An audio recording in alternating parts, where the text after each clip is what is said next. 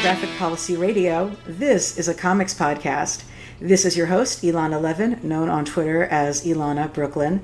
And this is the comics podcast for people who wonder if the Daily Planet's Perry White should take over as editor of the New York Times at this point. What with all that David Brooks, Bret Stephens, and Trump unites a nation in healing type headlines. And it'd certainly do a better job than J. Jonah Jameson would. Joining me tonight is award-winning cartoonist and returning guest, Steve Lieber. Steve's comics have been published by DC, Marvel, Dark Horse, Image, Valiant, and many others. He's best known for his work on the Eisner-winning Whiteout, a graphic novel adapted by Warner Brothers as a feature film, and for Superior Foes of Spider-Man, an Eisner-nominated cult favorite published by Marvel. His comic The Fix was named Best New Comic of the Year by IGN, and he's currently drawing Superman's pal, Jimmy Olsen, for DC Comics. Steve is also a founding member of Helioscope, the largest studio of comic book artists in North America. He lives in Portland, Oregon. Welcome back to the show, Steve. It's a pleasure to be here. Thanks. Yeah. And I was so excited. As soon as I heard the title of your new comic announced, I reached out to you and said, I know this is going to be amazing. And dear listeners, it is. And dear listeners, if you have not heard about it yet, you're about to understand why. Because it is Superman's pal, Jimmy Olson, writer Matt Fraction, artist Steve Lieber, colorist Nathan Fairbairn, letterer Clayton Cowles.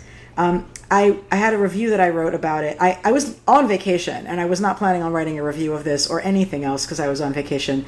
And I'm on the plane, and this review just sort of wrote itself because I had so much enthusiasm for the comic. But this is my opening paragraph about it that was in Comics Beat. I said, great things usually come from weird places. For example, Superman's pal, Jimmy Olson. Jack Kirby's groundbreaking Fourth World saga began in Superman's pal, Jimmy Olsen, 133. And while this new limited series may not be spinning off a fifth world for DC Comics, Steve Lieber and his Matt Fraction, Nathan Fairbairn, and Clayton Cowles series is a delightfully out-there comic doing justice to its wild, wonderful, and storied heritage. Lieber is one of the greatest humorists working in comic books today. That talent is in every visual aspect of the comic. So thank you for joining us today. Oh, this is great. It's hugely flattering, too. And it's so real. So this really was one of my most anticipated things to check out. I'm not a big Superman person per se, but I feel like most of my fond memories of Superman other than whatever happened to the Man of Tomorrow, which was freaking amazing. But a lot of this is just Superman's pal Jimmy Olsen, Jack Kirby comics, to be honest. Mm-hmm. So that is what I was here for, and this particular team. How did this come together? How did you and Matt begin your team up? Matt reached out to me. He'd been talking to DC for a little while about doing a Jimmy Olsen comic. I think that happened. He may have been recruited by Brian Bendis. I know he and Brian had just been tossing ideas around more for just their own amusement than for actually pitching anything. And just through conversation, Matt's ideas for a Jimmy Olsen comic emerged organically, and Matt hadn't done mainstream comics for years. I think that the last thing he had done was wrapping up Hawkeye at Marvel several years ago. But he and Brian. I think FF was after that, maybe the FF series. Oh, could be. I'm not sure. Yeah, FF with the Alrids. Okay. It's my favorite. So yeah, yeah. Brian managed to convince him that come on in, the water's fine, and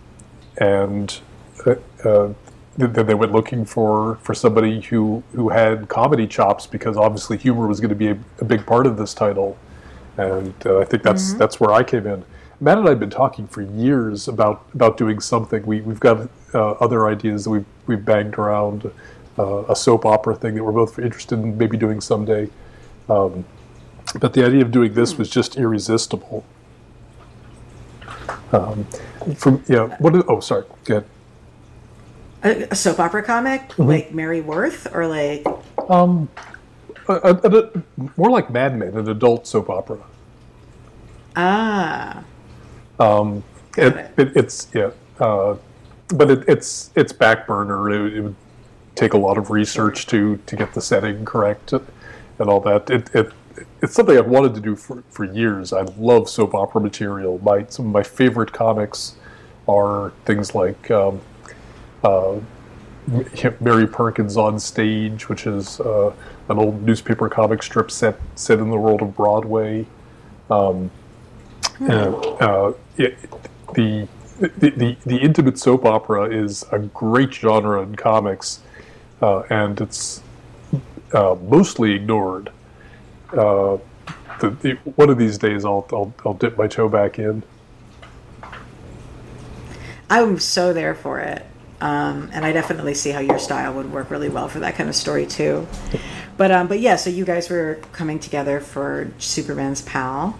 And this is just a dream. I mean, I didn't have a lot of comics when I was a kid. The ones I had, I read obsessively over and over and over again. But I wasn't allowed to buy new comics. It was just whatever I could get at flea markets or garage sales, or a junk shop near my house that sold the comics that were supposed to have been destroyed and sent to be pulped. Yeah, that was my main source of comics, was comics with the covers ripped off that were supposed to have just been chucked in the recycler. Wow. Yeah. But one thing I did have. Comics. Yeah.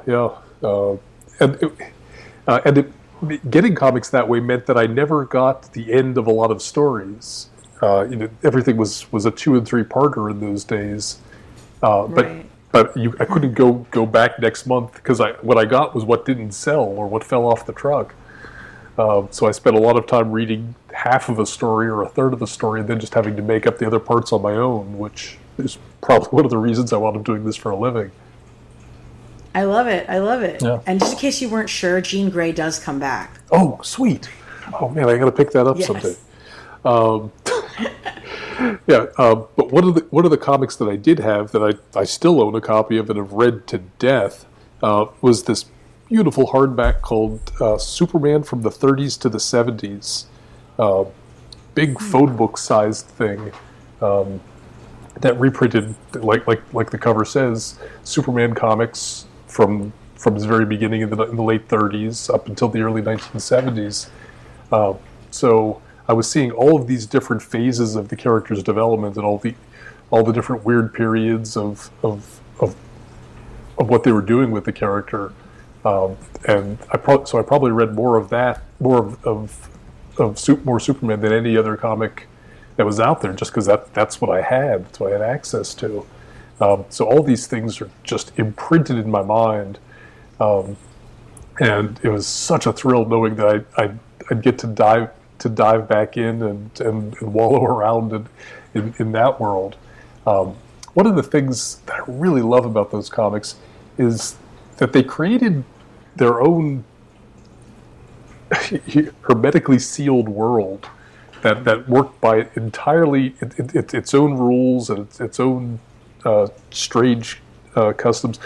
It was almost completely abstract.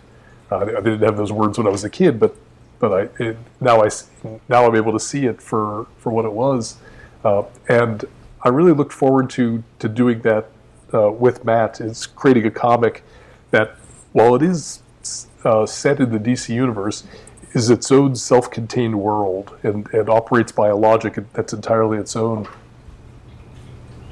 Well, you definitely have this Metropolis history that you're building out in this that I was not expecting. Mm-hmm. I think some of that is Matt just had. I don't want to give away too much, but he has a very large backstory that will be slowly revealed throughout the series, and I love doing period stuff. Some of my very first comics were period things, and it's not something you get to do too often in contemporary mainstream comics.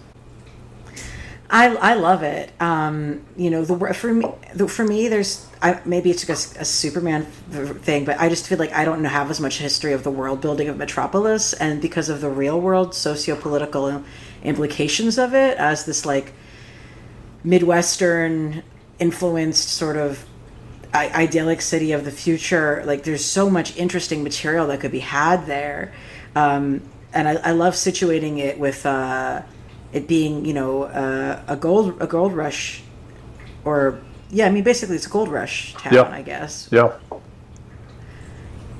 And I don't know enough about Superman to know if that's always been true, but I'm really enjoying that the world building and of the past of this, especially the way it prefigures what's happening in the stories now. Oh yeah, and we get to play a lot with that throughout the series, and I never have any idea whether other people working in the DC universe will pick up on these things, or whether it will become whether it will be firmly enmeshed in the lore, or something that future creators will draw a curtain over and never mention again. But it's fascinating to me being part of a giant communally told story. It's a different way of making comics than the one I'm really used to. I've done plenty of mainstream comics, but I've rarely contributed to the world building aspect of it. Usually, I've just kind of dealt with small self-contained stories or things that didn't have much of an implication for the entire world that they're creating. Matt swings for the fences with this stuff. And it's so good. I can't imagine his contributions not being a firm part of the world's future. But I never know how these decisions get made, or how much is topped out and how much just grows organically from other creators being interested in what they've seen somebody else do. It's a mysterious process. Well, I mean, with world building, this sort of came at the preview comic in the Leviathan special, which I basically grabbed just because I wanted to see Jimmy Olsen fight a space cat and lose. Yes, he doesn't stand a chance. He's Superman's pal. He's not Superman. But that's not Dexstar, is it? It is a different space cat. No, that's Dexstar. Oh, it is Dexstar. Yeah. Okay, I was just about to. I was really going to be concerned about the cat's medical well-being, but now that I know that throwing up red force field things at people is part of its natural, I feel a lot better about the cat now. I mean, Dexstar is a Red Lantern and a cat. He's a house cat / Red Lantern, and he can definitely take down Jimmy Olsen. Yeah. Really anyone. Yeah, I mean, my own cat's behavior is similar, so I've had the experience with a bunch of mainstream comics I've done that have just accidentally turned out to be autobiographical. Things that I wasn't writing, that I'm just a script that arrived in my inbox, and just through the magic of the world being weird, turned out to be wildly autobiographical. And this is definitely one, because I've had days like that with my own cat. Well, I also appreciate you getting Jimmy Olsen laid. I feel like the comic script history feels like it has this narrow notion of who gets to do what and in what kind of stories. And I like breaking through that, because actually all different kinds of people have all different kinds of stories about things that they do. Oh, yeah. And, yeah. Well, Jimmy's, he's a good-looking young man coming from a privileged background. He's probably going to have some opportunity. International cat burglarist sort of dalliances, etc. Oh, yeah. Yeah. And Matt's definitely writing him as a weird experience magnet. Yes, because there is nobody in fiction who is more of a weird experience magnet than him that I can think of, really. Yeah. And to give him a conventional life would be the ultimate betrayal of the character. In any circumstance, the weirdest possible thing that could happen to a person is what's going to happen to Jimmy. You don't mean getting turned into a giant turtle? We had to tip our hat to that by page 5 of our comic. Yeah. I feel like that's not a spoiler at this point also. Like there's like a Jimmy turtle head on the cover of this issue. Yeah. I love the cover, by the way. Oh my gosh. Thank you. I enjoy sort of chatty covers, and I enjoy like how layered with references to past Jimmy stories this cover is. Thank you. And Matt's been doing a wonderful thing when he signs that cover. He brings a sheet full of word balloon stickers and lays the sticker over the word balloon and writes custom dialogue for everybody, for Jimmy, for everybody he signs it for. Yeah. Every single one of those is a limited edition of one. Wow.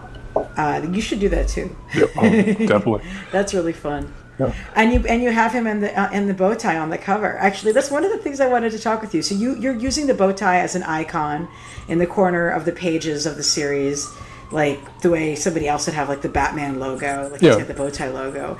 And he's not wearing the bow tie in every page because people don't like literally wear the same outfit every day, but they are all highly Jimmy outfits. Like I think like Jimmy's style signified a particular kind of thing when he was first created, and then they didn't really change his look, so then he got to be read as nerdy, and now Jimmy's fashion is in fashion again. So like you're kind of going through the whole life cycle of like the sweater vest. Yeah, I'm lucky to be friends with a wonderful person who has been dressing like Jimmy Olson for years. It's I can it's my lawyer actually, and I can look at what she's wearing on any given day, and it's remarkably Jimmy. And so I've got this friend who's just a wonderful library of fashion possibilities that I can assign. But I do try to change them up, and I don't use the jacket and bow tie as a uniform. He definitely changes that every day. I'm not sure if he changes his socks. I think the checkered socks are a motif that's gonna stay throughout, or maybe he's just got an entire drawer full of them. I would do that. Yeah. But like, do you feel like, I don't know, if this I feel like there's something particularly timely about this comic and Jimmy Olsen here. Like, you have this character whose style is like finally in fashion again, and his particular brand of experience, gonzo journalism, is like the only way people in journalism are making a living. Yeah. So it's all very of this moment. Very much so, and Jimmy's whole world of viral video is as it's as contemporary as you can get.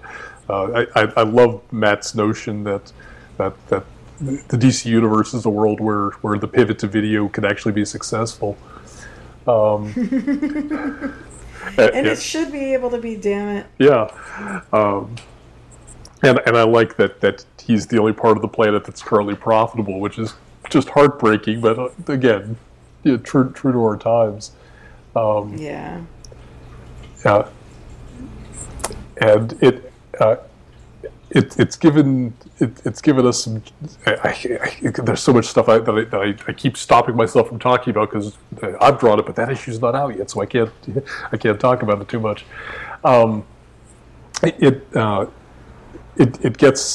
It gives us a lot of opportunities to play with the DC universe as Jimmy goes out and does his strange bits of filming. Yeah. I've gotten to draw a lot of characters I didn't expect to draw in the course of a Jimmy Olsen comic.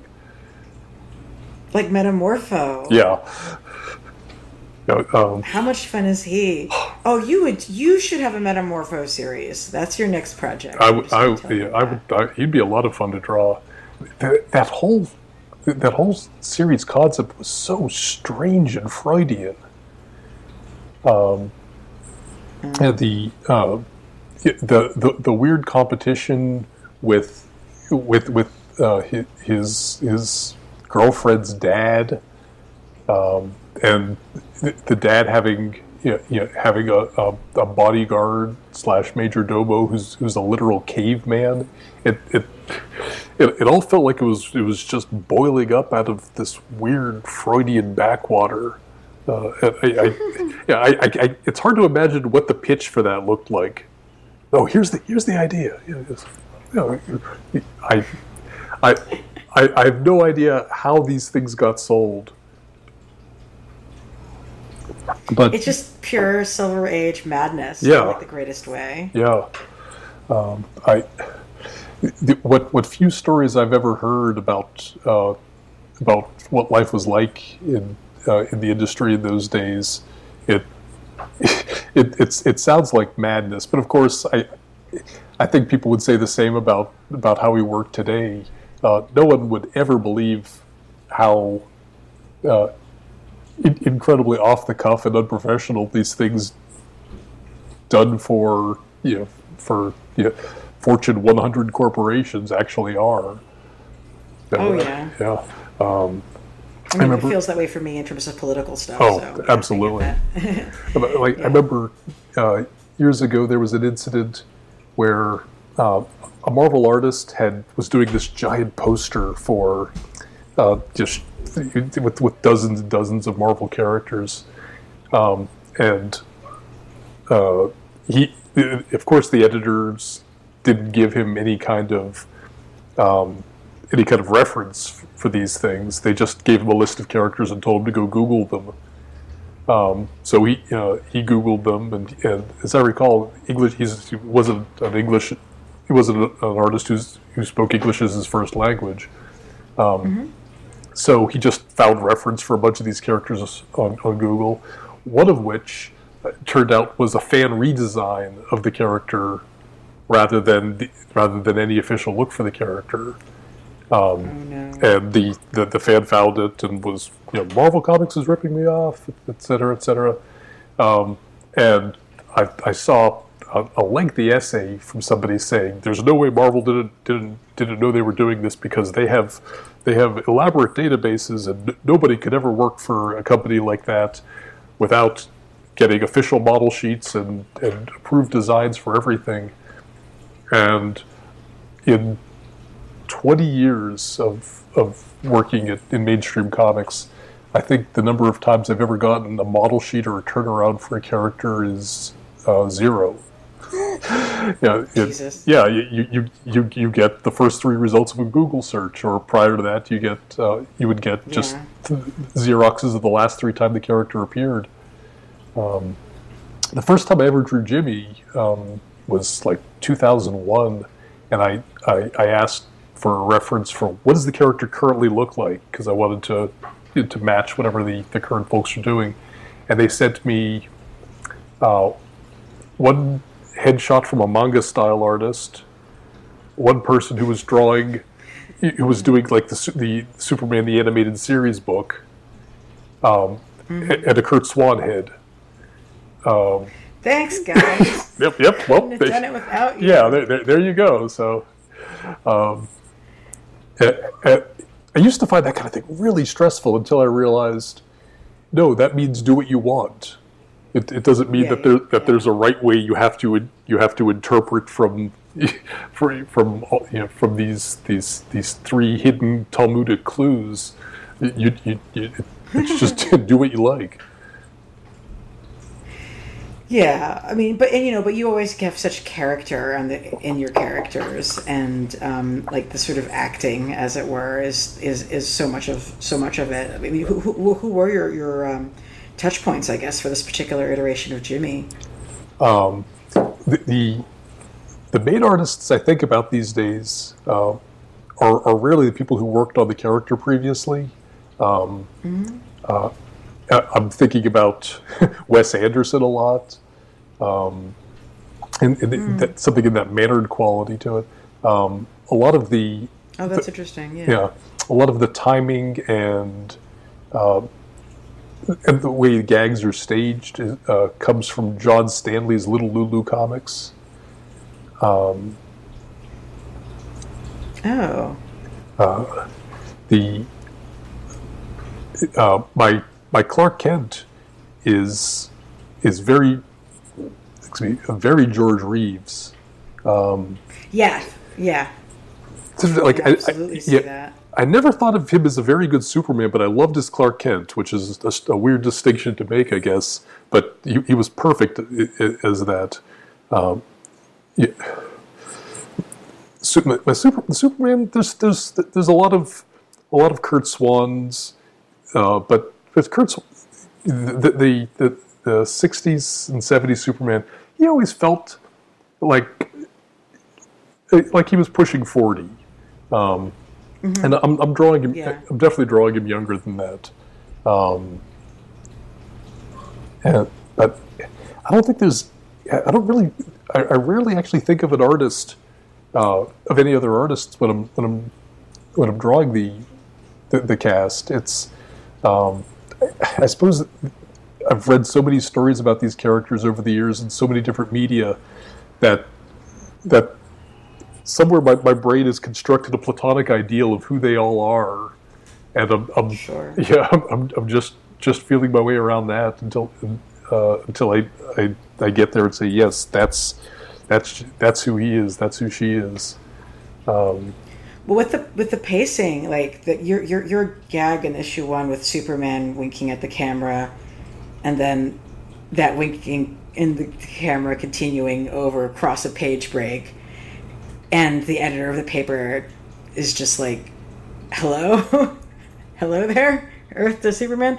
I've freaking died. And if that's the sort of pacing that you get from Little Lulu, then maybe I should finally read this stuff. The John Stanley Little Lulus, there's a ton of them reprinted from Dark Horse and current and recent editions. They are brilliant. They're still funny. They feel more contemporary than most contemporary comics. I mean, even though the world is working on its own entirely self-contained rules, they're golden. They're funny. They're weird. And his page construction and his gag construction is just impeccable. I can't sing the guy's praises enough. And once you've read it, you can start to feel his influence and where it came through in other people. Like I see a ton of his stuff in Jaime Hernandez now. Which I mean the influences I've loved Jaime for years, and he's always an important influence on me. But it used to be I'd look at him and I'd say, okay, there's Dan DeCarlo and Dennis the Menace. But now I really see a lot of John Stanley in there. Oh, interesting. Well, I definitely like when I think about like the stuff that you really excel at. It's this the comic timing and the way it works with the paneling, and definitely something from this series that also was true in the Fix and also was true in Superior Foes is like you just have these amazing like 6-panel. Here's some stuff that actually happened. Can you believe it? Like visual gags. Just lined up, joke after joke after joke after joke, where they all actually land and have an impact, and they all have different like layers of other referentiality that makes them even funnier. Of course, you have to have gorillas in a DC comic. Like, if there aren't gorillas, then how do we know that it's published by DC Comics? Yeah, I love doing that stuff, and I love the Dead's page where every panel is its own gag. I feel like it adds a lot to a comic. It expands the whole world of the comic and the world of the possibilities that can happen within the pages. In one of those 6-panel pages in Jimmy, we can give this giant chunk of other lives that the character has led, and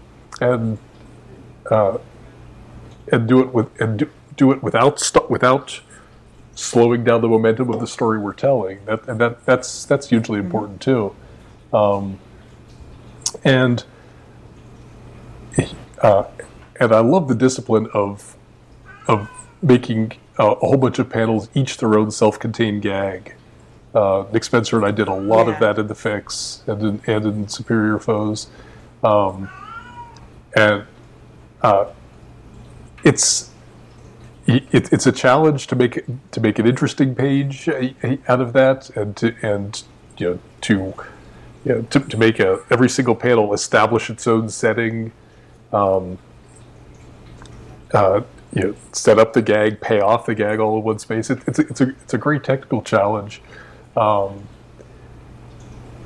and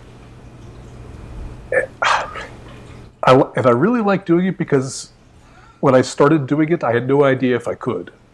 I've said before, I spent more than 2 decades as the place where comedy went to die. I just never got hired to do anything that was funny or lighthearted. I think I had like a 3-year stretch where I worked on 5 different comics that involved characters in prison. Oh wow! Yeah, that was how I was typecast. I was the guys behind bars, comic. You want heavy shadows cast upon depressed people. Go to Lieber. Wow. Yeah, and this switch I got to make to humor. It's changed my career. It's changed how I draw. It's given me a whole second act, the kind that Fitzgerald said we're not supposed to get.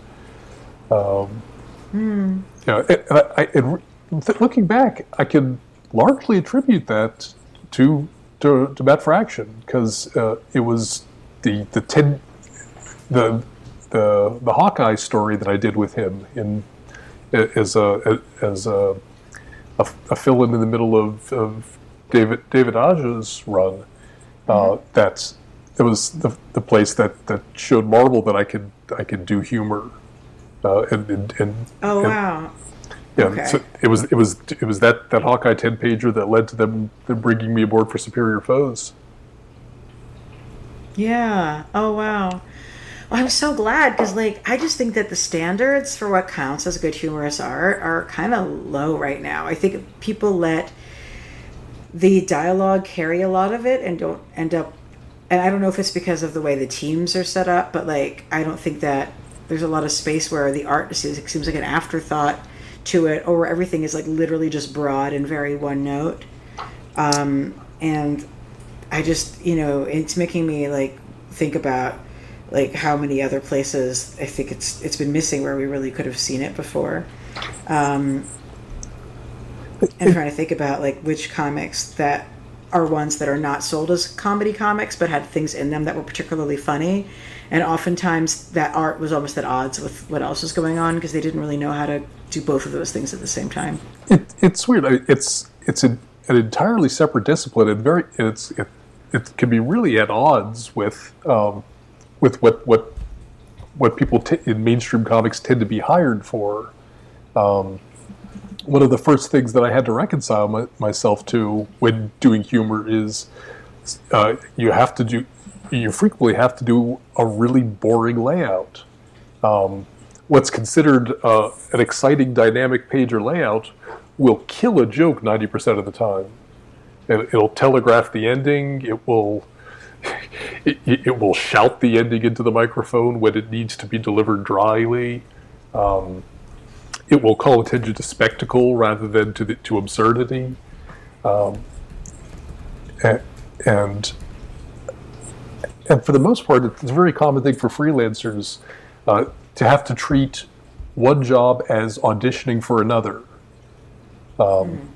rather than feeling safe to tell the story that they're telling at the time as effectively as possible. They have to create every page as if they're auditioning for the next thing they're going to be hired for. And that means being as flashy and impressive as possible. And I was lucky enough to be in a position where I was able to just serve the story and not worry about whether or not the page was exciting on a flip through. And I'm wired for that. 3 years at the Joe Kubert School with Joe rapping his knuckles on the top of my skull, telling me to think about the story you're telling, really put me in a place to do that. Well, you're someone who's been very generous with your wisdom online. Like, I see you doing artist how-tos on Twitter at a really significant depth, and it's interesting because I think a lot of that, when people do that online, when I see younger folks doing it, it's like a lot of these. I don't watch it because I don't do that sort of thing, but like it's like a draw along, or like they're like live casting what they're sketching. And you're doing sort of more of a, like, we're going to break this down, I'm going to give you a narrative, I'm going to write about this and sort of show you how I worked through it. And I think it's amazing. You should get, like, they should have you do a book or something. I actually did a book years ago. It's got the worst title in the world, and it was kind of edited out of out of usefulness. But I did one of the Complete Idiots guides. Those things that there's a million of. Yeah. That's how I learned HTML. There you go. And those books in the format they were written in were perfect for learning programming or something like that. For comics, everything had to be every individual topic had to be resolved in 5 pages or less. So we couldn't really go into depth all that well for any one thing. But there's the one I did, The Complete Idiot's Guide to Creating a Graphic Novel, it's still floating around out there. You can probably find. Oh wow! You can probably find one at your local used bookstore for under $3. Well, that explains why you're good at that. Yeah, because you've actually done that. Yeah. Well, I've there's a couple things that contribute to me liking teaching and being good at teaching. Number one, I wasn't a natural. I was obsessed about comics, but I was never. I was not a natural artist by any stretch of the imagination. I everything I know I had to acquire just by screwing it up every possible way and figuring out. Well, I've tried 1,000 ways that don't work. Let's see. Here's one that does. Nifty. So I know all the bad choices that a young artist can make because I made them. And I know the cul-de-sacs that weird aesthetic options can take you down because I went down those one-way streets. So I'm pretty good at figuring out how to figure things out and articulating it because I had to fight my way there.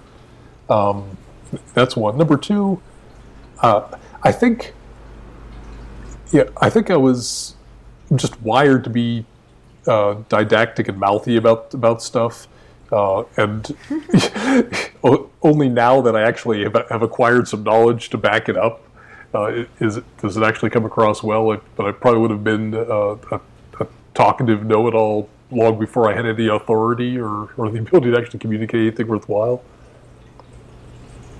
Well, needless to say, I definitely think you have a Twitter account that artists should be following to like learn how to do stuff for real. So, thank you. That is get on that. Yeah, Steve_Lieber at Twitter, and another one. If anyone listening is interested in that, my studio mate Jesse Ham is also a spectacularly gifted teacher, and terrific at articulating principles about art, about craft, and about business, which 3 very separate elements, all of which you kind of have to have a feel for if you're going to do this.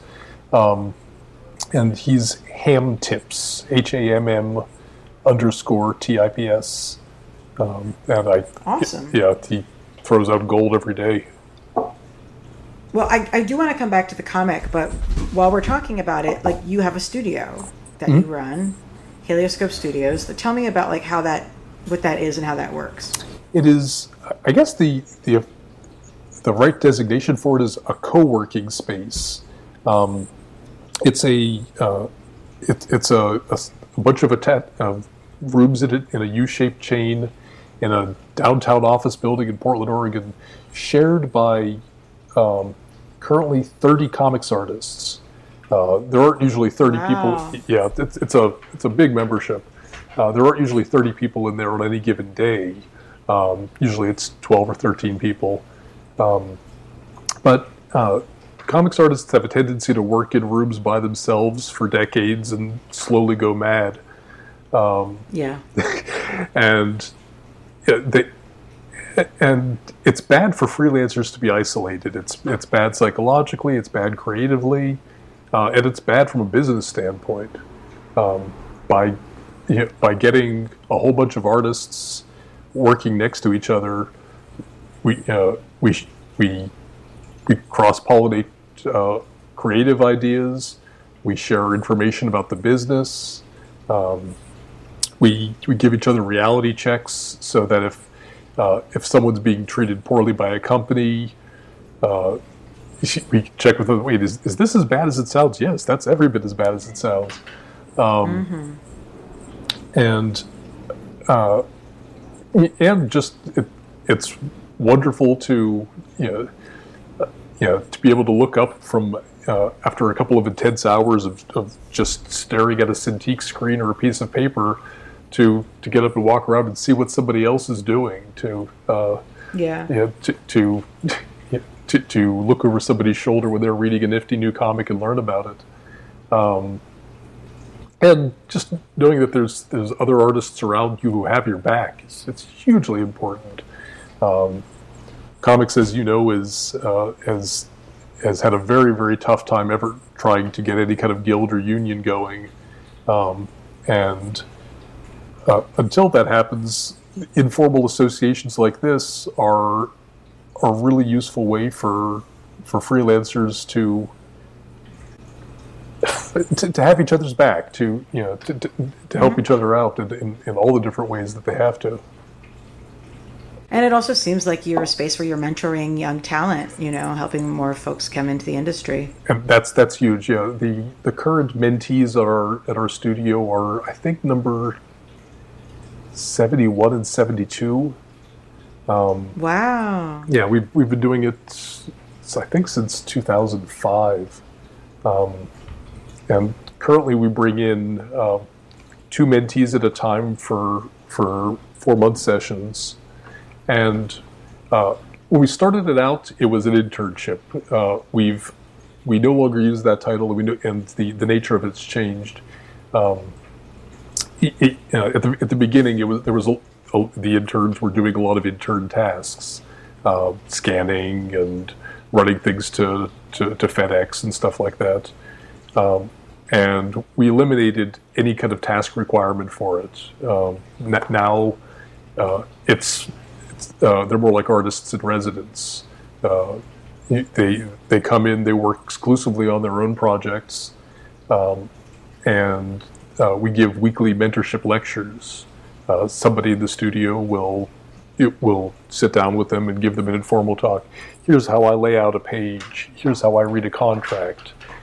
Here's how I set up a convention table. Things like that. And make themselves available so that when one of the mentees is trying to solve a problem with some storytelling or figure out a new computer program or something like that, there's somebody in the room who solved that problem and can keep them from having to reinvent the wheel. Yeah, that's really helpful. And I know that I've seen different, other artists' work coming in through your account too. I think you were the first person to turn me on to Odd Cock's drawings, and then they did that amazing spin-off issue of Wictive last year, and just knocked everybody's socks off. Stellar, yeah. Odd, actually pronounced Cook. So Odd, Cook, sorry. Odd Cook, like a strange chef. She is a stellar talent, unbelievable. She came into the mentorship program already with a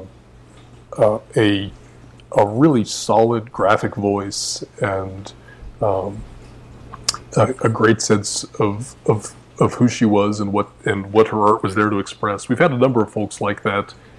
So with some of the mentees, it's about what we have to offer is is getting them from promising to professional, helping them get rough spots out, or make their presentation more polished. With others, it's more about just helping with professional practices, giving them what we know about networking, and helping them get their work in front of the right people. Yeah. It's with everyone, it's different, because every young artist has their own things that they're terrific at, and their own things they just haven't gotten around to learning yet. And that's a lot of fun. One of the tough tasks for any mentee or for any mentor, is figuring out how to help the young artist be a better version of themselves, rather than just be more like you. Right. Well, and then conversely, I mean, has it been helpful for you? Like, you're writing Jimmy Olson as like the ultimate millennial character, really, here. Yeah. And has working with young folks been helpful for shaping that? Gosh, I think so. Although Jimmy is such a strange animal, I would I would hesitate to liken him to any of the young artists coming through. Sure. Yeah, but it's usually valuable in every way, just to to be working on a daily basis around talented people who are half my age. That's fantastic, and to genuinely feel that they're my peers. Right. This again is another one of the advantages of working in a studio as opposed to being in a room by myself. I can't imagine what it takes for an isolated artist who's past the half-century mark to have any idea what young people talk like, or move like, or dress like, or act like. That's you'd almost have to be making it up. And so often they have, and it showed. This and is true. Sometimes it was delightful, and sometimes it was terrible. Yeah. Like I think back about the whole was it from like Iceman, like Stan Lee wrote, having Iceman shout "Yay-bo" in some panel. This is not an actual piece of slang. This is something that Jay and Miles uncovered on their podcast. That's great. But, we're like, yeah, that's not actually a piece of slang used by people ever. But conversely, I mean, I loved Kirby doing his writing all of his hippies in in the Fourth World, and I loved how he had Jimmy Olsen and Superman, and conflicting over generation gap type stuff in Superman's Pal Jimmy Olsen. So, but he was someone who was talking to young people. Yeah, and Jack had the advantage of I think every idea in his head being an explosion from the Almighty, rather than a reference to anything on Earth. I genuinely think that he mentally just had a pipeline to somewhere else that ordinary mortals don't have access to. The sort of thing that can normally only be achieved by just decade-long course of psychedelics, Jack was just able to do entirely on his own. Was that run on Superman? Because like I said, for me that was a comparison I immediately saw. But was that a significant run on Superman's Pal for helping some of this? Or I had the one of the Don Rickles issues as a 10-year-old, and and I read it over and over and over again, always with an enormous question mark floating brightly over my skull. Just I knew who Don Rickles was. I knew who Jimmy Olson was. I knew who Superman was. I didn't know who the Guardian was, but it was, from context, it wasn't hard to figure out who this guy was. But I couldn't quite figure out how they all fit together. Oh my God, you're the test case. I was the test case. Yeah, I've always wanted to know. I've always wanted to know, what did actual young people reading that think about Don Rickles randomly appearing in Jimmy Olsen for no apparent reason. I didn't understand it. I could hear Don Rickles' voice in the dialogue. And I was amused. I really wanted the rest of the story, but as I mentioned, I got my comics with the cover stripped off, so I didn't get to read the rest of the story until last year. Oh my God, that's amazing. Yeah. For listeners who are not as knowledgeable at the Fourth World as they should be, Don Rickles, actual Don Rickles, is a character in Superman's Pal Jimmy Olsen, and like he has an alter ego called Goody Rickles, who's the good guy superhero, but he's not very good at it. Parallel of Don Rickles, and it's all very weird. Yeah, inexplicable. Again, though, like within the pages of those comics, it has its own unshakable logic, and okay, from here to here, Don Rickles is the guy who runs around with Superman. There it is. Of course, it's clearly the case because they've all got the same brush line around them. It must be true. Yeah. Look, Morgan Edge made it happen. Yes. So therefore, it happened. He's a powerful man, a powerful fictional man. I haven't gotten to draw Morgan Edge yet. I don't know if he's still part of DC continuity or not. But I hope to, and I don't know if TV moguls still squint through their smoke the way he did when Jack Kirby drew him, but my God, he will when I do. That's going to be amazing. I hope we get to see that. Yeah. Mm-hmm. Speaking of, I think. Speaking of TV moguls, I think one of the other big subtexts of the new series is class, social class. Yeah. That was not necessarily something I would have assumed would be in there. Like some amount of media criticism, sure, because he's a journalist nominally, would like to be if he could make a living, etc. And he does have that Pulitzer, right? But yeah. But I did not think about there being like social class as being a significant part of the story. But because you're telling about the history of Metropolis, of course, social class is.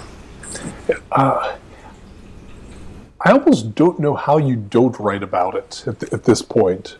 It's it's everywhere. It's part of every interaction that we have as people in America right now, and it's a big thing to ignore. It's a big thing to leave out of comics, and it just has to come up. I hesitate to speak too much about it because that's anything I put in there is subtext. But when Matt's telling that story, when Matt's making his choices as a writer, he's making those choices as text. Right. So yeah, so that's talking more about that is probably best left to Matt. But it's something I think about constantly, and in any city, the wild gap, the wild wealth gap is. You'd have to be blind to not notice it, and if it's not coming out in some way in your pictures, I'm not sure what you're drawing. But yeah, so I love Jimmy's interaction also with his landlord and window bats, and and any renter. Like, we have been there. Mm-hmm. That apartment that Jimmy's in feels a lot like the places I lived in Jersey. Oh yeah. Oh boy, yeah. My first apartment in New Jersey that I shared with three people was wildly out of code, under code, not not up to code. There we go. Yeah, under. Yeah. Not up to code. Yeah. Yeah. And yeah, every wall had some small piece missing or something about to come down. There was an electrical fixture in the bathroom that if you were in bare feet on the wet floor and you touched it, you would be sent across the room. You just take a shock anytime you touch the light switch. The bugs had figured out how to get into the refrigerator, so things had to be bagged and then put inside Tupperware, and then sealed up again just to keep insects off it while they were in the fridge. And we lived like that for a while, and then one of my housemates found a lead on a suburban wealthy person's summer home that was available for rent a couple of towns over, and we were able to rent that place out for a number that we could afford, because they couldn't rent it out for the year. It was their summer home, so they would only rent it 9 months a year. But of course, that coincided with the time we were at school, so it actually worked for us. And so, in the blink of an eye, we went from this physically dangerous place full of insects to a wealthy man's summer home. And at no point did you have window bats. No. But the wild contrast in, like, why do we have to live like this here, and we get to live like this here? It was impossible to figure out what had changed about us that we got to have one rather than the other. And of course, the answer is nothing. It was just a roll of the dice. Yeah, exactly. That really does say it all. But I see that lived experience in Jimmy's apartment. Oh boy! And in the face of his landlord, I do. He's loosely based on a couple of people that I had in my life, and one employer. I had somebody suggest that he looked like Harvey Pekar, and I can see it, but it wasn't intentional. Oh shit! Yeah. No, that's about right. That's about right. I'm pulling through your issue 1 right now again, and just I really do love this Clark. I love, like, exactly how much he's in the story and how much he's not. Do you know what I mean? Mm-hmm. And I love his relationship with the viewer, and I love how kind he looks, which is so important, right? Because if that's not there, then there's no point. That's everything. I think there's a drawing I see a lot of people do of Superman where they're drawing him like, I think this was Jeff Parker's observation originally. They're drawing him like Alan Moore and Gary Leach's Miracle Man, where he's this cold godlike figure floating in front of people, kind of lording it over them that he can fly and they can't. And that's so alien. Seems wildly off point. Yeah, that's so alien to who the character I think should be, which is someone who could be just off the page of any Norman Rockwell painting. Yeah. There's he should be aspirational in the best way. The friendliest park ranger or Boy Scout troop leader. And what I've always been someone who is interested in stories that aren't centering like the character you assume would be the star. You know what I mean? So having the non-powered weirdness magnet as the lead is just, to me, I'm like, well, yeah, that's like, I'm totally on board for that. But I'd love to hear more about why that appeals to you. Oh, number one, I love the juxtaposition of the mundane and the sublime, or the larger than life, along with the absolutely life size.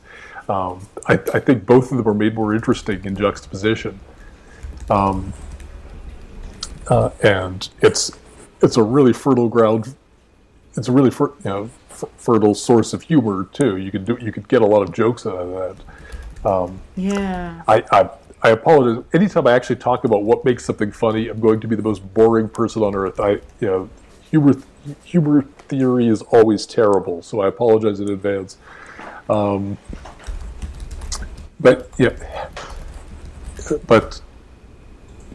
tension is tension and conflict is where jokes come from. And there's a lot of tension and a lot of weird energy between something godlike and heroic and something absolutely ordinary and mundane.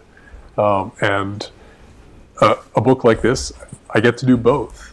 And I think we've all had that experience at some time or another, even if it's just the strangeness of going into one of those banks that's been around since 1900, and it's got a 30-foot high ceiling and marble and carving and all sorts of and gilding everywhere, and then you're doing all your usual business and asking for a roll of quarters or whatever. We've all had that. We've all had that disconnect between the larger world and the crappy ordinary stuff we have to do with it. Yeah, this is an illustration of that. That's true. I realized that you had not been on my show for 3 years. And that episode is available for you to listen to at Graphic Policy Radio. It's entitled Steve Lieber Talks the Fix with Graphic Policy Radio. So go back and check it out. 3 years. So hopefully we won't be as long apart. But I have so many thoughts about this. I don't know, and I have no idea if you're going to buy into any of my generational theory with respect to comics art. But it's so I'm always intrigued when I look at work where I'm like, this person was not influenced by manga, and like the generational divide between, and then this is the period from which, of course, if you are making art starting at this particular time, manga was like part of what you're doing, even if it's not your own roots of things. So that's one of the reasons I cracked up when you mentioned one of the Jimmy Olson reference images being like a manga styled artist's take on it. It's like, oh, I know what that specific thing is. But it feels like, I don't see stuff that looks like this that much anymore, and it makes me really sad. I'm oddly suited to it because at the point I came out of the Kubert School, most of my teachers had been working since before World War II. So I was trained in a great range of approaches and techniques that were state-of-the-art for the mid-50s. So I have the visual vocabulary for those Jimmy Olson golden years. That's it. I try to look at contemporary comics as much as possible. I think one of the best funny comics out there is Giant Days. Comic from it's very good. Yeah. And I think that's glorious, and that one probably does a better job of putting a sitcom on paper than anything else I've seen in all of comics history, frankly. And I can't think of anyone else who's succeeded that wildly at it. Well, that particular comedy comic getting an Eisner gives me hope that I really do think you should be in the running for that for this year. So that would, knocking on wood. That would be incredibly cool.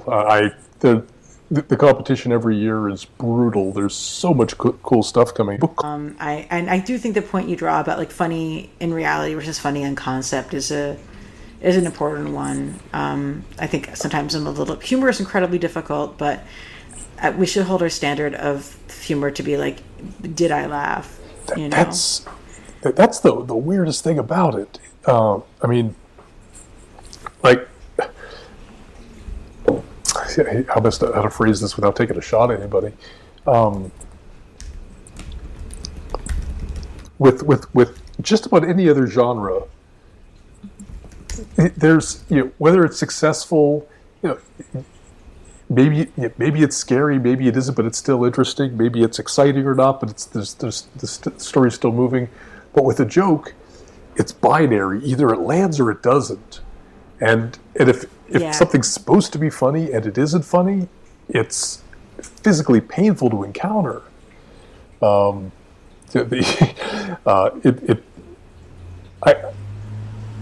never expected when I started doing humor just how much more time it can take to draw a picture with that's that much simpler. When I was doing melodrama, when I was doing thrillers or war comics or dark adventure stories or whatever, I could really layer in my pictures. I could put a lot of work into each one and add more lighting and more depth and more cross hatching and more textural interest, all in the name of making that visual world more immersive and working harder to sell the drama. And if I tried to do that with any of my funny stuff, the jokes would just die on the vine. And what I found instead is I just have to keep taking things away until it's funny. Anything that doesn't make the joke better makes the joke actively worse. And it's a hard lesson to learn, especially when you've been working on a page all day and it's 2 a.m. and you've got an appointment at 8 a.m. the next day, but the page isn't done and the page isn't done until the joke lands as funny. So you gotta sit there bleary-eyed and ask yourself, is this a funny moment? Is it funny yet? God. Well, how do you test it? Do you have someone else look at it and see if they laugh? Like, how do you test? That is one of the advantages to being in the studio, is that I can occasionally work. Yeah, I can workshop things, and often my studio mates will contribute a gag or lean in and suggest. It's funny if instead of drawing the whole picture, he's just a floating head or whatever like that. I'm super lucky that I've spent years working around some of the funniest people in comics. Benjamin Dewey of the Tragedy series was a big influence on all my stuff on Superior Foes. Jeff Parker, who's hilarious, is always helpful with stuff. Colleen Coover. Oh, I see that. Yeah, is wickedly funny. Have you guys done work together? Parker and I? Colleen? Yeah. Me and Colleen. Parker? Oh, Parker and I, we did a graphic novel called Underground about two park rangers trapped in a cave. It's a kind of a claustrophobia thriller. Jesus, that sounds amazing. Oh, it was great. But yeah, and you and Coover would be great too. Yeah. So many good team ups. Yeah. Thank you for joining us again. And folks should be following your work online. Your Twitter account is again. Steve _Lieber. Lieber. Yes. Thank you so much, Alana. This has been a lot of fun. Oh, thank you. And when is issue 2 going to be on the stands? I think 2 weeks from today. Third week of the month. Or third week of August? Yeah, I think so. Okay, great. Yeah. So folks, go get it. You're going to want to be on top of each of these and have the delicious and enjoyable covers of each one on your monthly comic pickup list. Extremely, extremely endorsed A++. So thanks again. And as we say on Graphic Policy, you can follow us on Spotify, SoundCloud, Stitcher, iTunes. We're everywhere you want to be. And I will be at FlameCon. Hopefully I will get this episode edited before FlameCon. And you will get to come to my panel that Jay Edidin and I are doing on fan activism. Oh, don't miss that. It's called Activists Assemble. Yeah, it's going to be awesome. He came in and joined my panel last year, sort of like at last minute, because I was like, oh, you're here, I'm here. Can you jump in and talk about this thing you did? And he said yes. And then this year we're actually planning to do it together rather than me just hijacking him because I saw him at the conference. Folks should come and join us to Activists Assemble at FlameCon. And as we like to say, keep it geeky.